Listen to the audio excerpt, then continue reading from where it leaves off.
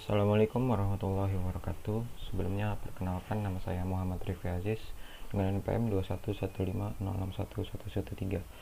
Di sini saya akan menjelaskan secara singkat materi dari pertemuan 1 hingga pertemuan 7 mata kuliah logika. Pokok bahasan pertemuan 1 sampai dengan 7. Pengantar dan konsep dasar logika, pengantar logika proposisional dan tabel kebenaran, proposisi majemuk, pembuktian validitas argumen, tautologi kontradiksi, kontingensi, dan ekuivalen logis. Selanjutnya yang terakhir ada tableau semantik. Masuk ke pembahasan pertemuan 1, pengantar dan konsep dasar logika. Apa itu logika? Logika adalah ilmu yang membantu kita dalam berpikir dan menalar atau reasoning. Menalar artinya mencapai kesimpulan dari berbagai pernyataan. Proposisi. Logika didasarkan pada hubungan antar kalimat pernyataan atau statement. Hanya kalimat yang bernilai benar atau salah saja yang menjadi tinjauan. Proposisi. Proposisi adalah pernyataan yang bernilai benar, true, atau salah, false, tetapi tidak keduanya. Kita masuk ke contoh soal yang pertama. Di sini ada sebuah kalimat 15 adalah bilangan genap. Apakah ini sebuah pernyataan? Ini merupakan sebuah pernyataan. Apakah ini sebuah proposisi? Ya, karena dari kalimat ini bisa ditentukan kebenaran atau salahnya. Apakah nilai kebenaran dari proposisi ini? Di sini kan disebutkan 15 adalah bilangan genap. Maka kebenarannya ini dianggap salah. Karena 15 ini merupakan bilangan ganjil.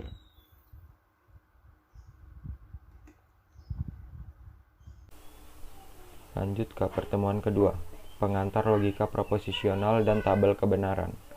Proposisi dapat dinyatakan dalam 4 bentuk. Yang pertama, proposisi atomik atau proposisi tunggal.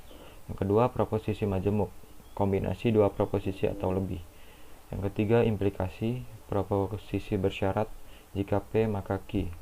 Yang keempat, biimplikasi, proposisi bikondisional, P jika dan hanya jika Q. Logika proposisional, logika yang menangani atau memanipulasi penarikan kesimpulan secara logis, logical derivation, atau dari proposisi-proposisi disebut logika proposisional. Dalam logika tidak diisyaratkan adanya kolerasi arti di antara kedua kalimat penyusunnya. Penekanan lebih ditujukan pada bentuk atau susunan kalimat, sintaks, bukan pada arti kalimat penyusunnya dalam kehidupan sehari-hari, semantik. Berikut ini tabel dari perangkai logika. Tidak atau bukan atau not dilambangkan dengan garis strip. Dan atau n dilambangkan dengan huruf V terbalik. Atau disebut juga dengan or dilambangkan dengan bentuk V. Jika maka dilambangkan dengan arah panah ke kanan. Jika dan hanya jika dilambangkan dengan arah panah yang saling berlawanan. Tabel kebenaran, suatu tabel yang menunjukkan secara sistematis satu demi satu nilai-nilai kebenaran sebagai hasil kombinasi dari proposisi-proposisi. Jika terdapat n proposisi tunggal pada proposisi majemuk, maka jumlah baris tabel kebenaran adalah 2/n. Di sebelah kanan ini ada contoh dari tabel kebenaran konjungsi P dan Q. Di sini terdapat dua proposisi P dan Q, maka barisnya terdapat 4 baris sesuai dengan rumus tadi 2/n, yang artinya di sini ada P dan Q, maka 2/2. 2/2 sama dengan 4, maka dari itu ada 4 baris. Nah, di sini dihubungkan dengan konjungsi. Konjungsi ini bernilai benar jika P bernilai benar dan Q bernilai benar, dan sisanya itu bernilai salah. Nah, berikut ini contoh soal yang kedua. Buatlah tabel kebenaran dari pernyataan negasi P dan negasi Q. Nah, yang dibutuhkan maka di sini ada P, Q, negasi P, negasi Q, dan yang terakhir ada negasi P dan negasi Q. Pertama-tama kita lihat ada dua proposisi di sini, ada P dan Q, maka sesuai rumus 2 pangkat N, maka 2 pangkat 2 sama dengan 4, yang artinya nanti pada tabel kebenaran ini terdapat 4 baris. Nah, lalu kita isikan saja benar, benar, salah, salah. Lalu pada bagian yang Q kita selang-seling benar, salah, benar, salah. Nah, di sini pada kolom negasi P kita lihat bagian P-nya. Negasi P berarti negasi dari B adalah S, negasi dari B S, negasi dari S maka B, negasi dari S lagi maka B. Kemudian negasi Q. Negasi Q di sini ada B ya, yang berarti negasinya yaitu S. Terdapat S yang berarti negasinya B. Terdapat B yang berarti negasinya S. Dan yang terakhir S maka negasinya B. Nah, di sini yang terakhir ada negasi P dan negasi Q. Maka ini kita lihat di sini negasi P, negasi Q. S dan S maka bernilai salah. S dan B maka bernilai salah juga. B dan S maka bernilai salah juga. Lalu B dan B maka bernilai benar.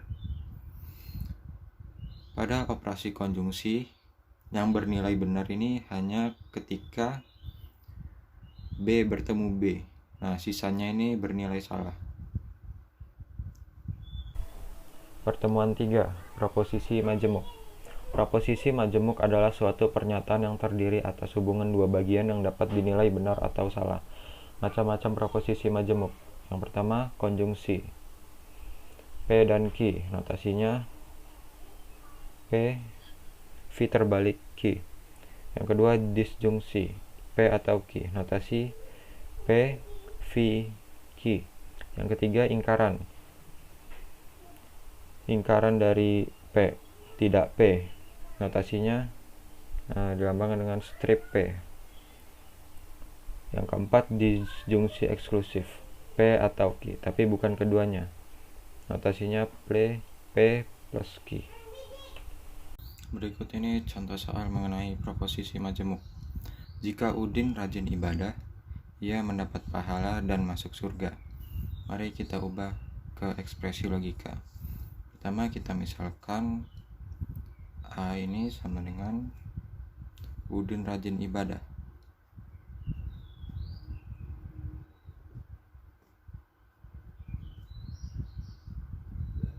Kemudian B, ia mendapat pahala.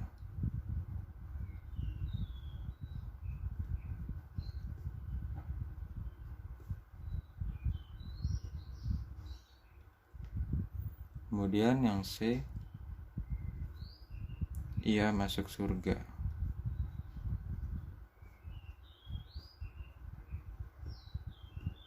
Nah, bentuk ekspresi logikanya bisa kita tuliskan.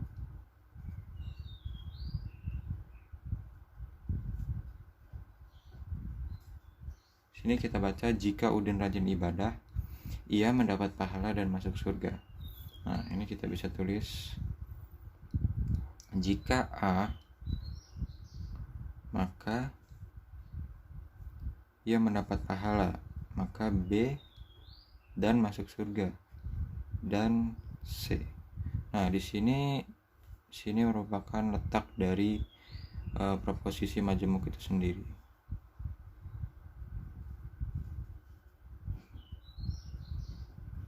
Nah, jadi kalimat ini merupakan contoh dari proposisi majemuk.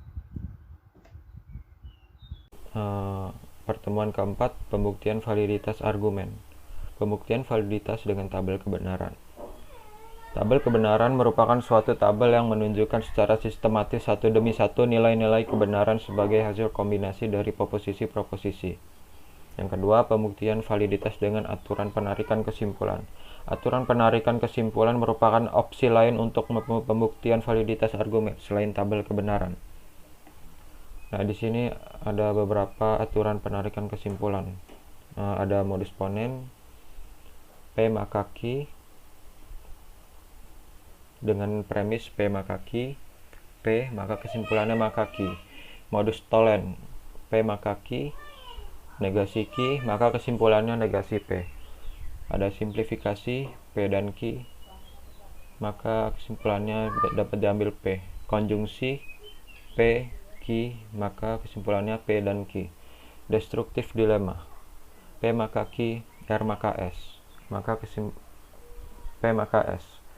Negasi Q atau negasi S, maka kesimpulannya negasi P atau negasi R.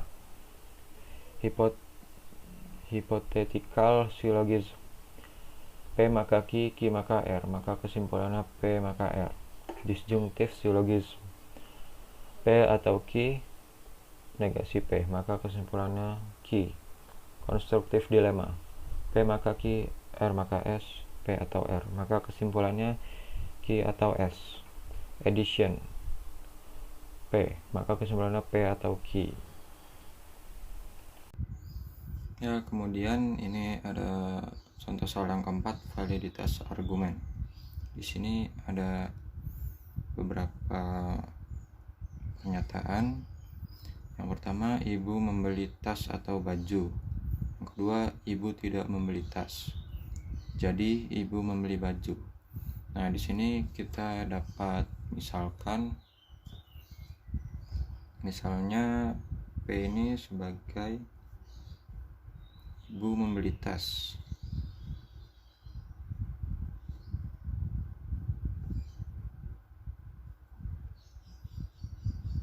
Kemudian Q sebagai, ini kan membeli tas atau baju. Nah, jadi ibu membeli baju.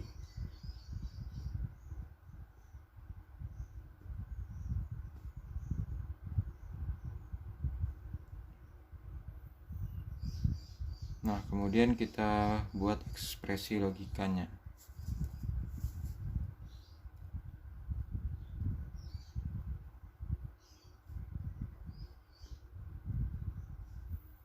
Yang pertama ini ada ibu membeli tas atau baju. Berarti di sini kita tulis P atau Q. Ini sebagai premis. Yang kedua, ibu tidak membeli tas. Artinya ini adalah negasi P. Nah, ini juga sebagai premis. Nah, kemudian yang terakhir, jadi ibu membeli baju. Nah, ini merupakan kesimpulan. Membeli baju artinya Q sebagai kesimpulan.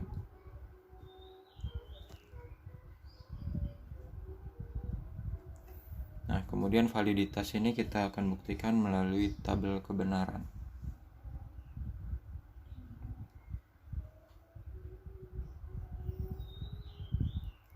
Nah, ini sebelumnya ini kita gabungkan dulu ekspresi logikanya menjadi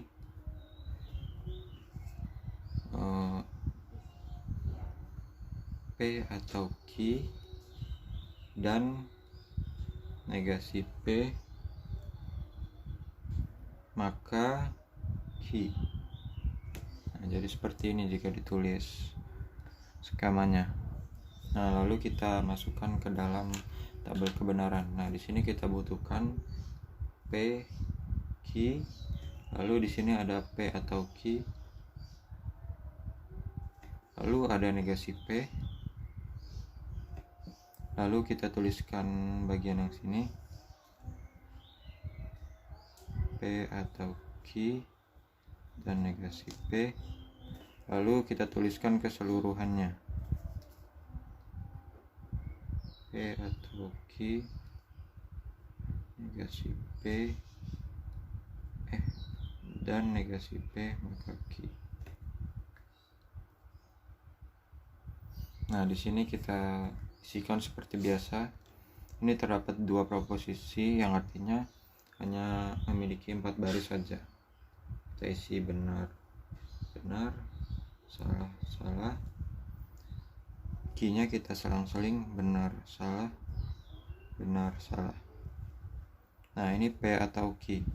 B atau B maka bernilai benar, B atau S bernilai benar juga, S atau B bernilai benar juga, S atau S bernilai salah. Nah, di sini ada negasi P, negasi dari B, S, negasi dari B, S juga, negasi dari S, B, negasi dari S, B. Nah, di sini ada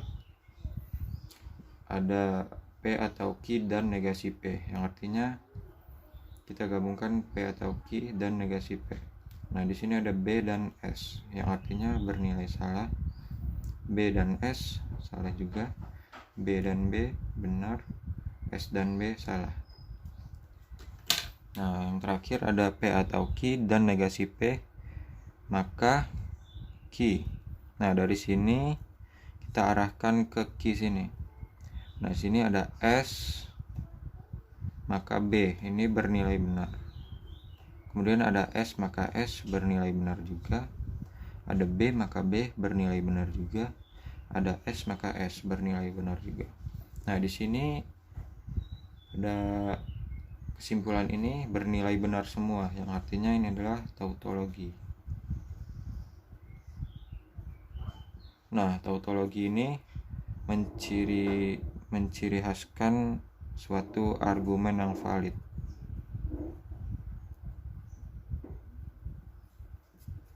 Nah, jadi ini merupakan argumen yang valid. Pertemuan 5, tautologi dan ekuivalensi logis. Tautologi adalah proposisi majemuk yang selalu mempunyai nilai kebenaran benar untuk setiap nilai kebenaran variabelnya. Kontradiksi adalah proposisi majemuk yang selalu mempunyai nilai kebenaran salah untuk setiap nilai variabelnya. Kontingensi adalah proposisi majemuk yang punya nilai kebenaran benar dan salah. Ekuivalensi logis. Jika dua buah ekspresi logika adalah tautologi, maka kedua buah ekspresi logika ekuivalen secara logis. Demikian juga jika kontradiksi. Dalam kontingensi, jika nilai T atau F pada tabel kebenaran dalam urutan yang sama, maka tetap disebut ekuivalen secara logis. Nah, berikut ini contoh soal yang kelima mengenai ekuivalensi logis. Di sini diperintahkan untuk membuktikan bahwa P maka Q dan negasi P atau Q ekuivalensi logis. Yang dibutuhkan di sini ada P, Q, lalu negasi P maka Q, dan yang terakhir ada negasi P atau Q. Pertama, seperti biasa kita masukkan benar, salah, benar, salah. Nah, di sini ada negasi P, negasi dari BS, negasi dari BS, negasi dari S, B, negasi dari S, B. P maka Q, B maka B, maka benar. B maka S, maka salah. S maka B, benar. S maka S, benar. Di sini negasi P atau Q, S atau B, benar. S atau S, salah. B atau B, benar. B atau S, benar. Nah, di sini di antara dua kolom ini memiliki hasil yang identik, yaitu BB, SS, BB, BB. Nah, di sini menunjukkan bahwa keduanya ini ekuivalen logis. Nah, terbukti dari hasil ini, hasil kolom yang sama, maka dia ekuivalen logis. Pertemuan ke-6, penyederhanaan dan strategi pembalikan. Penyederhanaan dan strategi pembalikan. Penyederhanaan dilakukan menggunakan hukum-hukum logika. Proses penyederhanaan akan berhenti pada bentuk ekspresi logika yang paling sederhana dan tidak mungkin disederhanakan lagi. Perangkai dengan menggunakan arah panah, perangkai implikasi dan biimplikasi dapat diganti dengan perangkai dan atau dan negasi.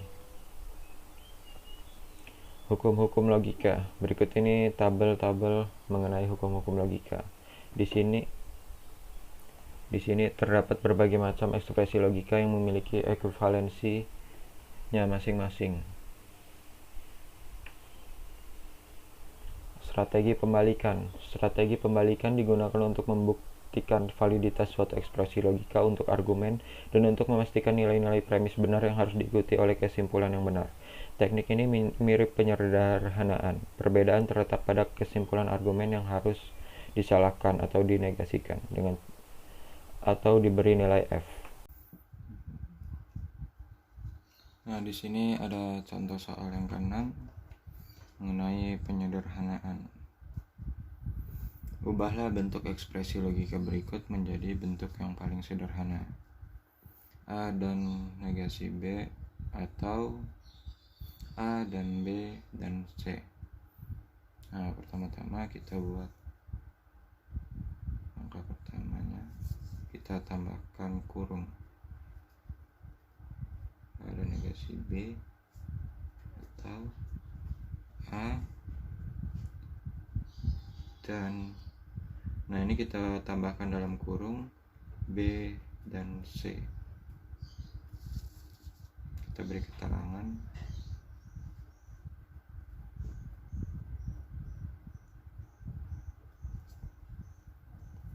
Nah, selanjutnya di sini ada A dan di sini ada A. Lalu kita bisa lihat dari sini, ini kita bisa keluarkan melalui sifat distributif. Mari kita keluarkan A-nya.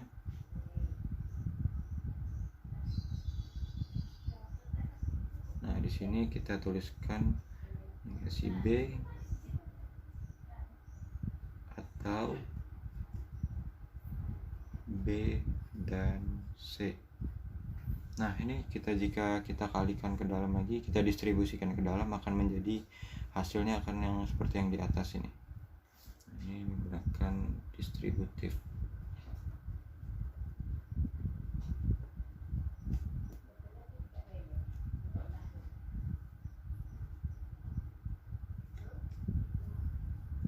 Nah, lalu kita tuliskan kembali. Dan nah, di sini kita bisa lihat bentuknya. Nah, di sini kita bisa gunakan sifat absorpsi, maka akan menjadi negasi B atau C. Kita menggunakan sifat absorpsi.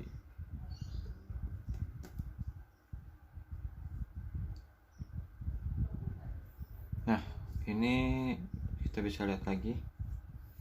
Nah, sampai sini kita sudah menemukan bentuk yang paling sederhana, yaitu A dan negasi B atau C.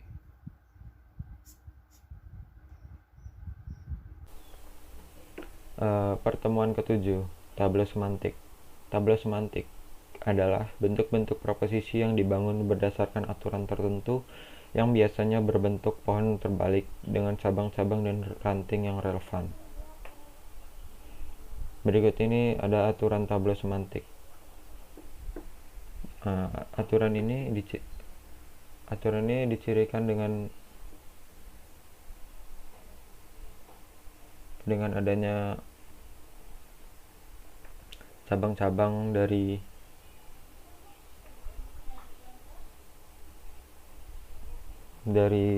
tabel semantik itu sendiri. Yang pertama ada A dan B, dituliskan A dan B atas bawah. Yang kedua ada A atau B. Nah, dia dibentuk cabang antara A dan B. Yang ketiga A maka B, dia juga dibentuk cabang menjadi negasi A antara negasi A dan B. Yang keempat A B implikasi B dibentuk cabang juga menjadi A dan B, negasi A dan negasi B. Yang kelima ada double negasi A, maka menjadi A. Yang keenam ada negasi A dan B, berbentuk cabang juga menjadi negasi A, negasi B. Yang ketujuh ada negasi A atau B, ini menjadi negasi A, negasi B. Yang kedelapan ada negasi A maka B, menjadi A, negasi B. Yang kesembilan negasi A B implikasi B, dibentuk cabang menjadi A dan negasi B, negasi A dan B. Aturan yang ke-10, jika ada bentuk A dan negasinya negasi A dalam satu cabang, maka terjadi ketidakkonsistenan pada cabang tersebut, dan cabang tersebut dinyatakan tertutup, dan cabang tersebut tidak bisa dikembangkan lagi. Hal ini disebabkan tidak mungkin A sama dengan T, dan cabangnya negasi A sama dengan T. Tabel semantik hanya dapat digunakan untuk membuktikan kekonsistenan suatu argumen. Akan tetapi jika digabungkan dengan strategi pembalikan dengan menegasi kesimpulan, maka dapat digunakan untuk menguji kevalidan suatu argumen. Jika tabel semantik ditambah dengan strategi pembalikan dengan menegasi kesimpulan sama dengan tutup semua, maka terjadi argumen tidak konsisten. Karena ketidakkonsistenan itu terjadi strategi pembalikan dengan menegasi kesimpulan, maka argumen tersebut dianggap valid. Nah, berikut ini contoh soal yang ke-7 mengenai konsistensi tabel semantik. Nah, di sini buktikan kumpulan ekspresi logika berikut ini konsisten bersama-sama atau tidak. Ada A maka negasi C maka B, A maka negasi C, negasi A maka B. Nah, kita mulai langkah-langkahnya.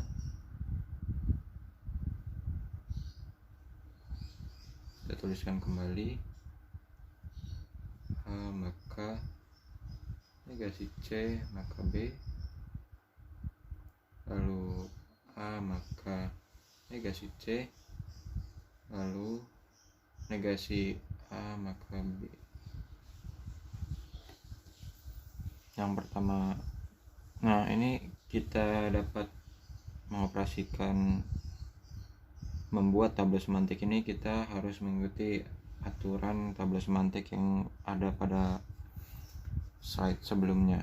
Nah, kita di sini mulai mengerjakan dari yang nomor 3 ini. Nomor 3 kita akan pakai aturan yang ke-8. Dapat kita ubah menjadi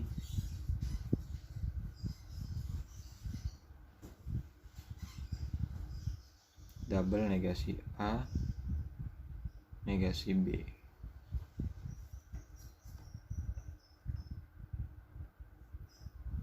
Lalu bawahnya double negasi A ini kita ubah menjadi A. Nah, selanjutnya kita akan operasikan baris yang kedua ini, A maka negasi C. Nah, di sini akan menjadi cabang menjadi negasi A dengan negasi C. Nah, di sini pada cabang yang sama terdapat negasi A dengan A. Nah, di sini artinya sesuai dengan aturan yang ke-10, cabang ini tertutup dan tidak dilanjutkan. Nah, bagian sini kita lanjutkan kembali dengan mengoperasikan baris pertama. Sini kita buat cabang kembali.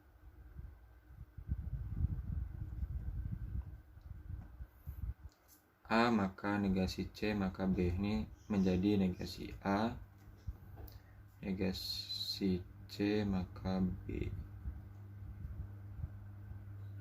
Nah, di sini terdapat kembali negasi A bertemu dengan A di cabang yang sama, maka ini negasi A, ini A di cabang yang sama, maka ini juga tutup.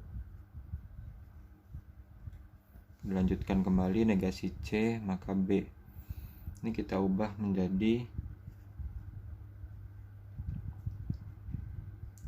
C dengan B. Nah, di sini terdapat C bertemu dengan negasi C di cabang yang sama, maka ini tutup juga. Lalu kita cek kembali B ini ada yang bertemu dengan negasi B atau tidak. Dan ternyata B ini juga bertemu negasi B di atas ini, yang artinya jalur sini juga ditutup. Nah, semua cabang ini tutup, maka dapat disimpulkan seluruh tablo ini kan sudah tertutup, maka disimpulkan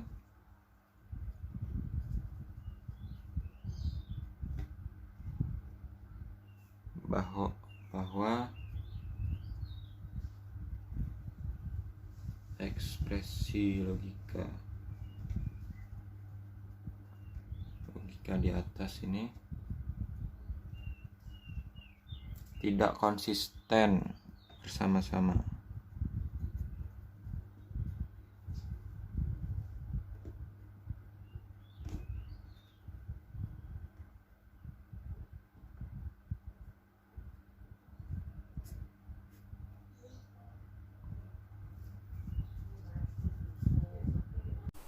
Nah, itu saja penjelasan materi singkat logika dari saya. Apabila ada kekurangan, saya mohon maaf. Terima kasih. Wassalamualaikum warahmatullahi wabarakatuh.